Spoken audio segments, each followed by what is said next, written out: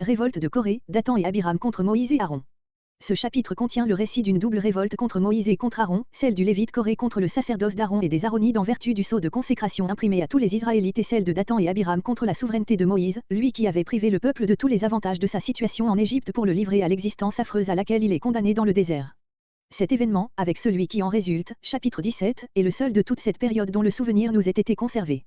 Il prouve que l'esprit de révolte n'avait point été extirpé du peuple par le châtiment dont il avait été frappé. Aucun indice ne nous permet d'en préciser la date et le théâtre. D'après notre récit, ces deux révoltes et le double châtiment auquel elles ont abouti ne formeraient qu'un événement unique. Mais la critique pense discerner ici deux faits absolument distincts, empruntés à des documents différents et que le rédacteur du Pentateuque aurait rapprochés et réunis en un seul et même récit. On attribue le rapport sur la révolte de Coré au document éloïste et celui sur la révolte de Dathan et Abiram au document jéhoviste dans lequel seraient déjà combinés deux rapports distincts.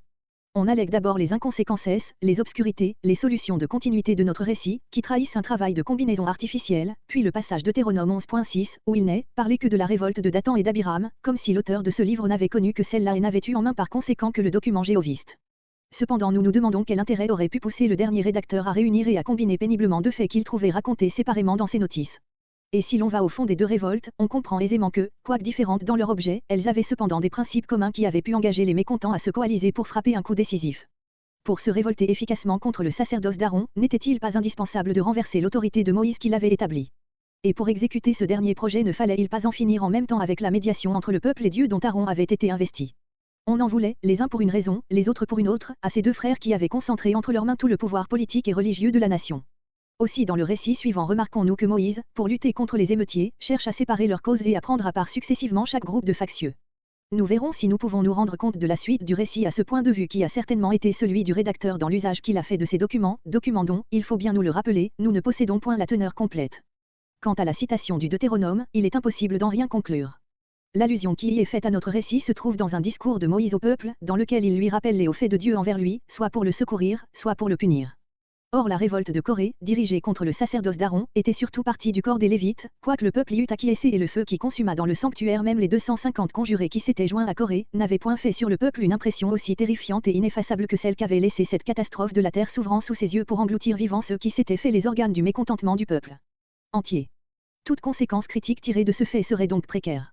Ce qui le prouve bien, c'est que dans le passage Psaume 106.17, où sont nommés Dathan et Abiram et où les versets entre 16 et 18 ne permettent pas de douter que l'auteur ne connaisse aussi le cas de Coré, Coré lui-même n'est pas plus nommé que dans le Deutéronome. Du reste, en Nombre 26.9-11, nous trouvons, dans un morceau éloïste, un passage où Dathan et Abiram sont nommés à côté de Coré, ce qui suppose que le document éloïste racontait aussi la révolte de Coré à côté de celle de Dathan et d'Abiram.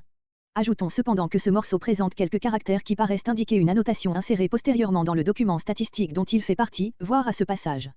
Verset 1. Verset 1 à 3 La révolte. Coré. Les 4 générations indiquées de Lévi à Coré sont évidemment insuffisantes pour remplir un espace de 4 siècles, voire sur ce point Exode 6.14, note. Coré était le cousin germain de Moïse, ils étaient tous deux petits-fils de Kehat. On voit par les versets 9 à 11 que ce qui le poussait à la révolte, c'était la jalousie du simple Lévite contre la position supérieure des sacrificateurs. Selva. Le mot hébreu signifie « pris » sans que ce verbe ait d'objet. On a sous-entendu les 250 hommes qui se joignirent à lui, ou expliqué pris dans le sens d'usurper, d'entreprendre, de prendre ce qui ne lui revenait pas. Ou bien, par un léger changement de lettre, on arrive au sens de Selva. Dathan et Abiram. Ici aussi nous avons une généalogie très abrégée.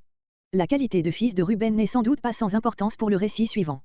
Ruben, l'aîné des fils de Jacob, avait été dépossédé de sa position naturelle à cause de son crime, Genèse 49.4. Il y avait là un ferment de mécontentement contre la suprématie de Moïse. Fils de Pélut.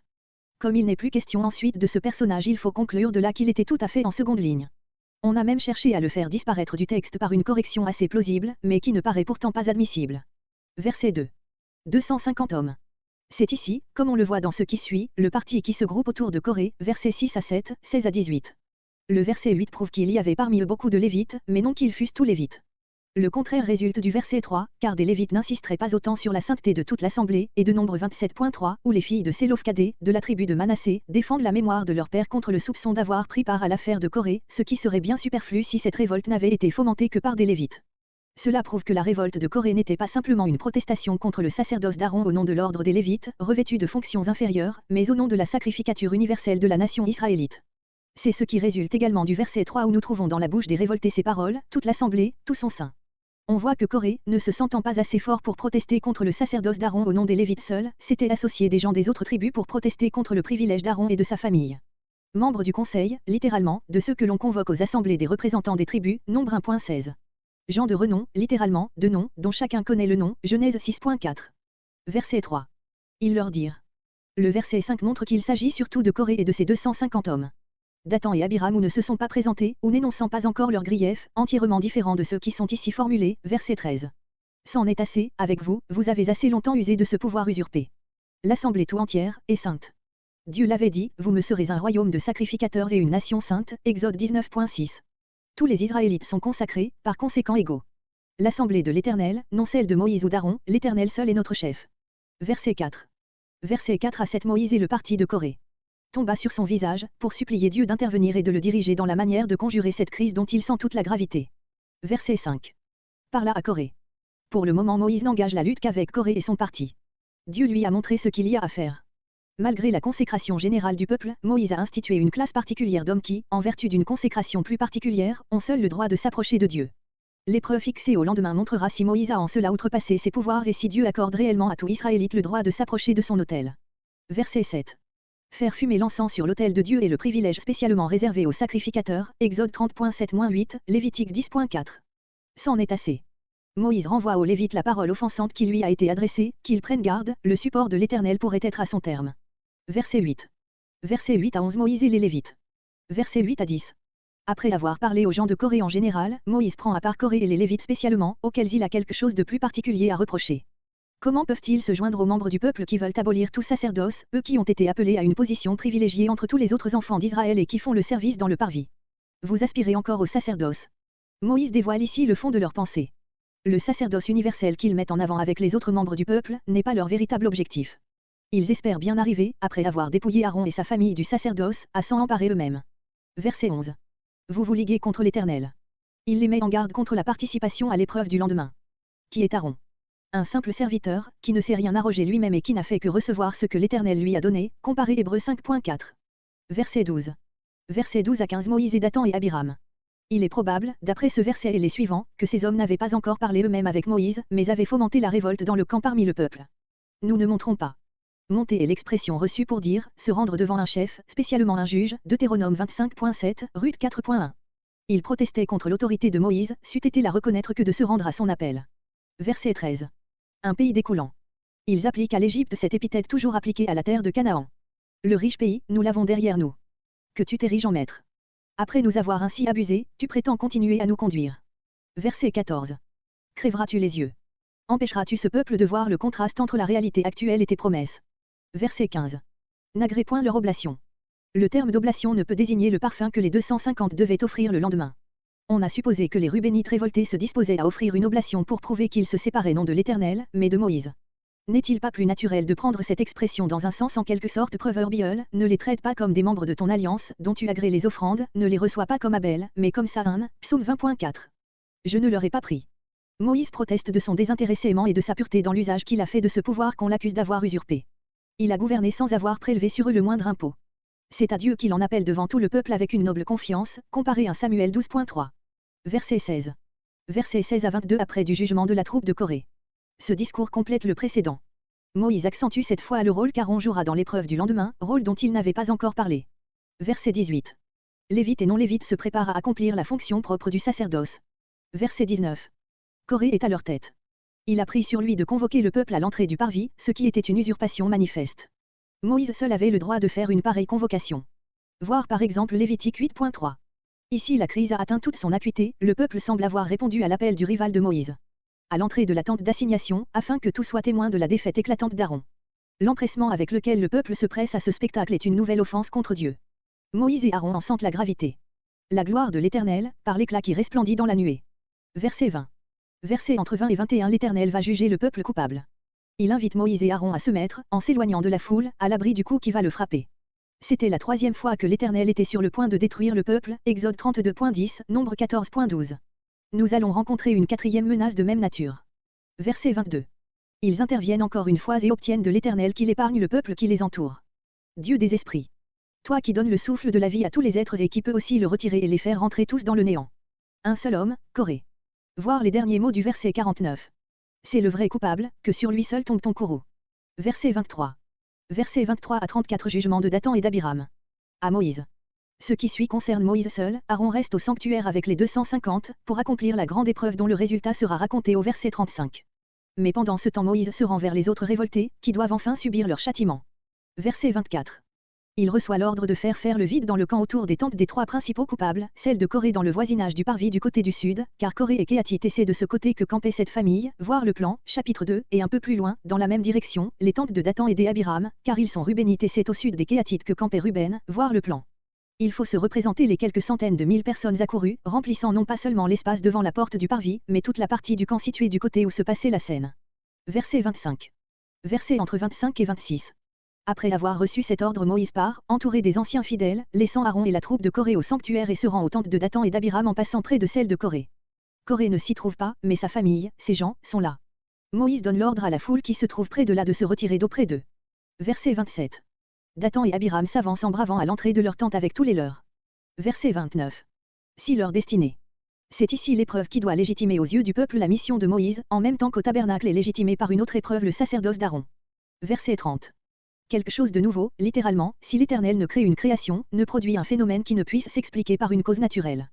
Le séjour des morts, voir Ésaïe 5.14, note. Verset 31. Verset entre 31 et 32.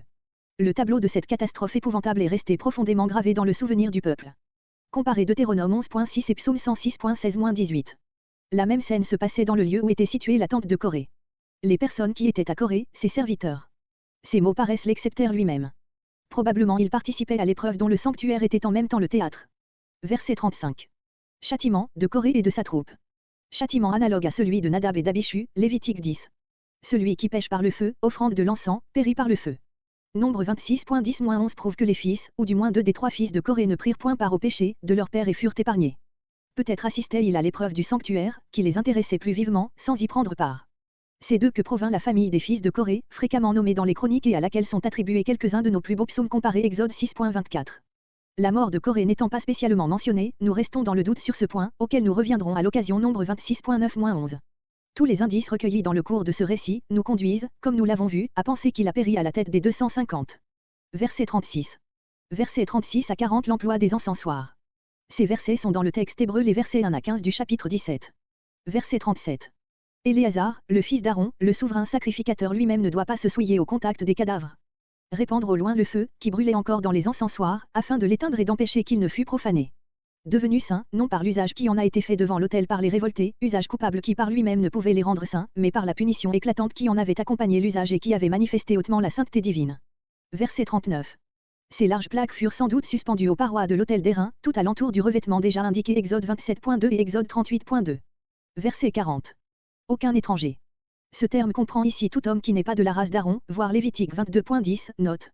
Un tel homme, même israélite, même lévite, est un étranger quant au sacerdoce et spécialement à l'encensement sur l'autel, privilège caractéristique des sacrificateurs. Verset 41. Versets 41 à 50 murmures et châtiments du peuple. L'esprit de révolte n'a pas été extirpé du peuple par la scène du jour précédent. Dès le lendemain il se réveille à l'occasion même de cette scène. Vous avez fait mourir.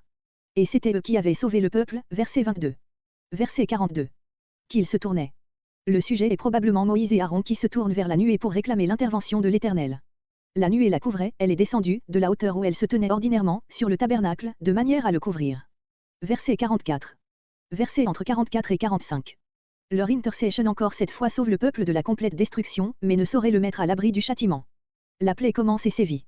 Nous ignorons de quel genre de fléau il s'agit. Verset 46. Versets entre 46 et 47. C'est le grand sacrificateur qui doit fonctionner comme médiateur voulu de Dieu entre lui et le peuple. Bien loin de se séparer de l'assemblée, verset 45, Aaron va se placer au milieu d'elle pour officier. Il y a ici double dérogation aux rites ordinaires, l'encensement ne pouvait se faire que sur l'autel d'or dans le sanctuaire et le parfum n'avait aucune vertu expiatoire.